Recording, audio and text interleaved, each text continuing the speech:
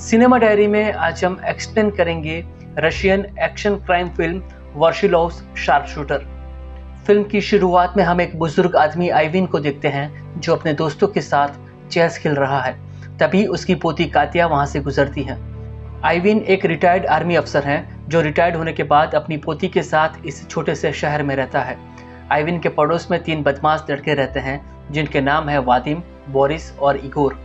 वे हफ्ते में एक दिन अपने घर पर प्रोस्टिट्यूट बुलाकर अय्याशी करते हैं, लेकिन इस बार वे किसी प्रोस्टिट्यूट को अपने घर नहीं ला पाए, इसलिए वे तीनों तय करते हैं कि अब वे किसी भी लड़की को अपने घर पर उठाकर ले आएंगे। दोस्तों, ये तीनों लड़के छटे हुए बदमाश हैं और इन्हें किसी का डर नहीं है। वे अपने पड़ोस में रहने वाली लड़की कातिया को अपना शिकार बनाते हैं। जब वे कातिया को देखते हैं तब उसे लुभाकर अपने घर बुलाने का प्लान बनाते हैं। वादिम कहता है कि वो इस लड़की को जानता है, वो स्कूल में उसके साथ पढ़ती थी। वे कातिया को रोकते हैं। इगोर और उसका एक दोस्त कातिया के पास आते हैं और उसे कुछ वक्त के लिए अपने घर पर आने के लिए रिक्वेस्ट करते हैं। इगोर बताता है कि आज उसके दोस्त का बर्थडे है और वो उदास है क्योंकि उसके बर्थडे पर गाना गाने वाला कोई नहीं है। वो कहता है कि तुम हमारे अपार्टमेंट में आकर पार्टी में शामिल होकर उसका बर्थडे स्पेशल बना सकती हो। कातिया कहती है कि उसे घर जाना है क्योंकि उसके दादाजी उसका इंतजार कर रहे हैं, लेकिन दोनों लड़के फिर से घुटनों पर बैठ जाते हैं और कातिया को थोड़े वक्त के लिए ही अपने साथ आने के लिए कन्विंस कर लेते हैं। कातिया सिर्फ 5 मिनट के लिए उनके घर जाने के लिए एग्री करती है। कातिया वहां जाकर देखती है कि तीनों लड़के शराब पी रहे हैं। बोरिस भी कातिया को बियर का एक ग्लास देता है। तभी वादिम बताता है कि कातिया एक अच्छी सिंगर है, इसलिए इगोर उसे बर्थडे बॉय के लिए गाना गाने के लिए रिक्वेस्ट करता है। जब कातिया गाना गा रही है तभी वादिम चुपके से कातिया की बियर में नशीली दवाई मिला देता है। कातिया अपना ड्रिंक खत्म करती है और वहां से जाने की तैयारी करती है। तभी उसे चक्कर आते हैं और वो वहीं बैठ जाती है।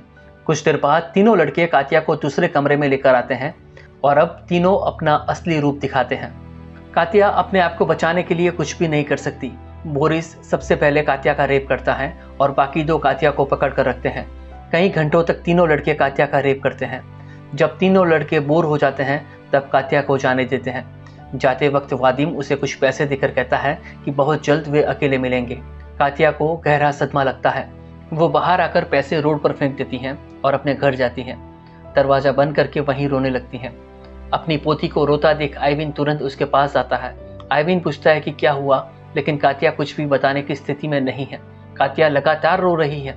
तभी आइविन को कातिया के पैर पर खून के निशान दिखते हैं और वो समझ जाता है कि कातिया के साथ क्या हुआ है। कुछ देर बाद कातिया बताती है कि उसके साथ क्या हुआ। आइविन कातिया को हिम्मत देता है और उसे अपने कमरे में लेकर जाता है। आइविन काफ़ी गुस्से में है और वो कुल्हाड़ी लेकर तीनों रेपिस्ट को मारने के लिए उनके घर की ओर जाता है। तभी नीचे एलेक्सी मिलता है जो उनका पड़ोसी है और पुलिस कर्मचारी भी है। एलेक्सी आइविन से पूछता है कि क्या हुआ। वो आइविन को शांत रहने के लिए कहता है और पुलिस को बुलाता है। कुछ ही देर में पुलिस वहाँ पर आ जाती है और तीनों रेपिस्टों को अरेस्ट कर लेती है। इंस्पेक्टर तीनों को पीटता है, लेकिन वे बताते हैं कि उन्होंने कुछ भी गलत नहीं किया। पुलिस की मार से वे तीनों इतना डर जाते हैं कि पैंट में ही पेशाब कर देते हैं।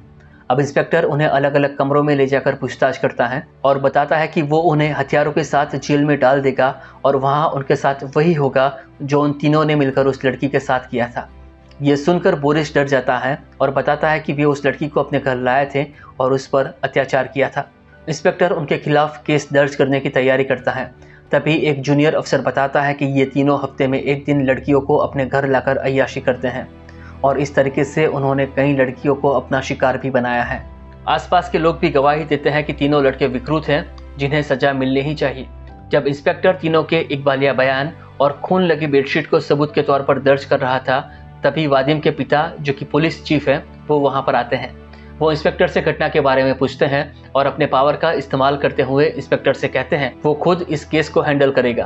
तभी इंस्पेक्टर बताता है कि अपराधियों ने पहले ही अपना जुर्म कबूल कर लिया है और मौकाए वारदात से खून से सनी एक बेडशीट मिली है। इतने सबूत उस लड़की को न्याय दिलाने और लड़कों को हिरासत में लेने के लिए काफ़ी है। ये सुनकर पुलिस चीफ गुस्सा हो जाता है और इंस्पेक्टर को कहता है कि तीनों अपराधियों को लेकर मेरे ऑफिस में आओ।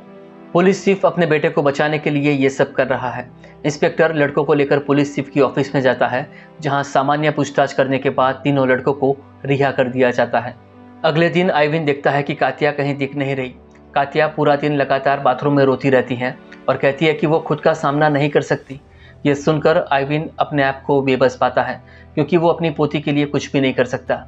आइविन कात्या के चेकअप के लिए नर्स को बुलाने के लिए कहता है, लेकिन कात्या ये कहते हुए मना कर देती हैं कि वो नहीं चाहती कि किसी को पता चले कि उसके साथ क्या हुआ है।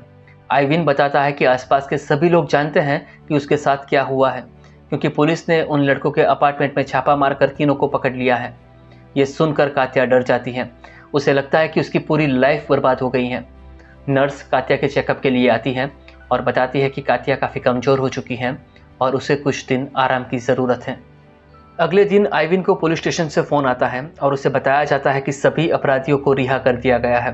पुलिस चीफ के दबाव में उनके पर लगे सभी आरोप खारिज कर दिए गए हैं।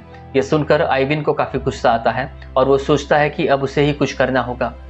अगले दिन आइविन कात्या के साथ प्रोसिक्यूटर से मिलकर लड़कों की रिहाई के खिलाफ अपील दायर करने जाता है, लेकिन प्रोसिक्यूटर कात्या को सीरियसली नहीं लेता, बल्कि उसके ऊपर हंसने लगता है, क्योंकि प्रोसिक्यूटर पुलिस चीफ से मिला हुआ है।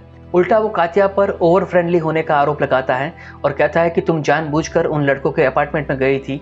साथ में ये भी कहता है कि तुमने खुद उन लड़कों के साथ रिलेशन बनाने की कोशिश की ताकि बाद में तुम उनमें से एक लड़के के साथ शादी कर सको।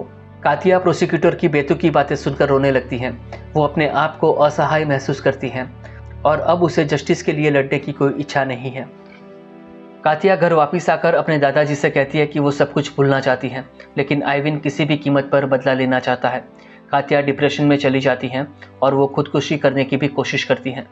आइविन कात्या को भरोसा दिलाता है कि वो उसे जस्टिस दिलाएगा।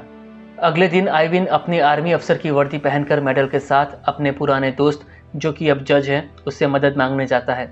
वो उसे सारी बात बताता है। तब जज कहता है कि तुम्हें कात्या की बेहतर परवरिश करनी चाहिए थी ताकि वो प्रोस्टिट्यूट न बने और लड़कों के साथ न घूमे। ये सुनकर आइविन उस जज पर चिल्लाता है और वहाँ से चला जाता है। आइविन जब अपने घर आता है तब कात्या उसे बताती है कि वादिम का बाप उससे मिलने आया था और पैसे देकर गया है। आइविन ये सुनकर गुस्सा हो जाता है और पैसे लेकर पुलिस चीफ निकोलाई के घर पर जाता है और उसके मुंह पर पैसे फेंक कर वापिस आ जाता है। शाम को डिनर के वक्त कात्या आइविन को बताती है कि उसकी चाची ने अपने पक्षियों की देखभाल करने के लिए अपने अपार्टमेंट की चाबी उन्हें दी है। आइविन उस अपार्टमेंट में जाता है जहां खिड़की से देखने पर पता चलता है कि ठीक इसके सामने उन लड़कों का अपार्टमेंट है। अपने सालों के शूटिंग के एक्सपीरियंस से आइविन को एहसास होता है कि शूटिंग के लिए ये जगह सबसे परफेक्ट है। जिसके बाद आइविन इनलीगल हथियार बेचने वालों का कांटेक्ट करता है, जो आइविन को कुछ पिस्तौल और रिवॉल्वर दिखाता है, लेकिन आइविन उससे राइफल मांगता है, लेकिन वो कहता है कि उसके पास राइफल नहीं है। कुछ ही देर में एक और आदमी आइविन के पास आकर बताता है कि उसने उनकी बातचीत सुनी है और वो उसे राइफल दिला सकता है। अब वो वेपन डीलर आइविन को लेकर एक सीक्रेट गोडाउन में जाता है जहां आइविन को कई राइफल दिखाई जाती हैं। आइविन को आखिरकार एक स्नाइपर राइफल पसंद आती है जिसे वो खरीद लेता है। आइविन रात के अंधेरे में राइफल को कात्या की चाची के अपार्टमेंट में ले जाकर रख देता है।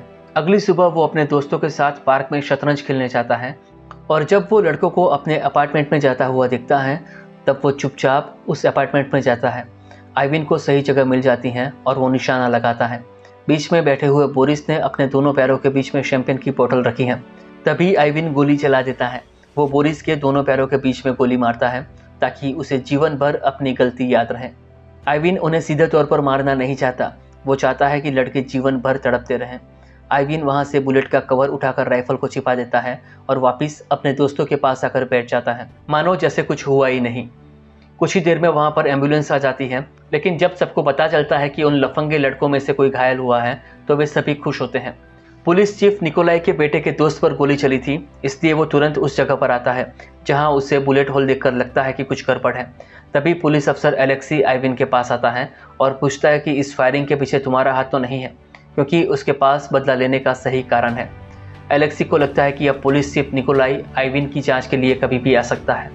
कुछ दिनों बाद आइविन फिर से दूसरे अपार्टमेंट में जाता है। अब वो टिगोर को अपना निशाना बनाता है। टिगोर अपनी कार में बैठा है। तभी आइविन कार की पेट्रोल की टंकी पर निशाना लेकर फायर करता है, जिससे कार में ब्लास्ट होता है। इगोर बुरी तरह से जल जाता है। वो अपनी जान बचाने के लिए भागता है। आसपास के लोग उसे बचाने आते हैं, लेकिन उसके कमर के नीचे का हिस्सा बुरी तरह से जल जाता है। वहीं आइविन चुपके से आकर भीड़ में खड़ा रहता है और इगोर को तड़पते हुए देखता है। पुलिस चीफ निकोलाई मौका वारदात पर आते हैं। अब निकोलाई को यकीन हो जाता है कि अगला टारगेट उसका बेटा ही होगा। वो अपने बेटे वादिम को अलर्ट रहने और घर को हमेशा बंद रखने के लिए कहता है, क्योंकि शूटर कभी भी उस पर हमला कर सकता है। ये सुनकर वादिम डर जाता है। वो हमेशा डर के साए में रहता है और घर के दरवाजे खिड़की बंद कर लेता है। दूसरी ओर एलेक्सी आइविन से मिलने उसके घर जाता है, लेकिन आइविन घर पर नहीं है। एलेक्सी की नज़र एक चाबी पर जाती है। तब कात्या बताती है कि आइविन अक्सर पक्षियों की देखभाल करने के लिए उसकी चाची के अपार्टमेंट में जाता है। एलेक्सी को पता चल जाता है कि ये अपार्टमेंट बोरिस के अपार्टमेंट के ठीक सामने है, इसलिए एलेक्सी चुपके से चाबी लेकर अपनी जेब में रख लेता है। उसी वक्त निकोलाई और उसके करप्ट पुलिस वाले सर्च वारंट लेकर आइविन के घर आते हैं। उन्हें यकीन है कि फायरिंग के पीछे आइविन ही है और वे हथियार के लिए उसके घर की तलाशी लेना चाहते हैं, लेकिन पूरे घर की तलाशी लेने के बाद भी उन्हें कुछ नहीं मिलता। तभी कात्या की चाची उनके घर आती हैं और अपने अपार्टमेंट की चाबी मांगती हैं। अब निकोलाई उनके घर की भी तलाशी लेना चाहता है। ये सुनकर आइविन डर जाता है क्योंकि उसने राइफल वहीं रखी है। निकोलाई कात्या की चाची के घर के कोने कोने की तलाशी लेता है, लेकिन उन्हें कोई भी हथियार नहीं मिलता।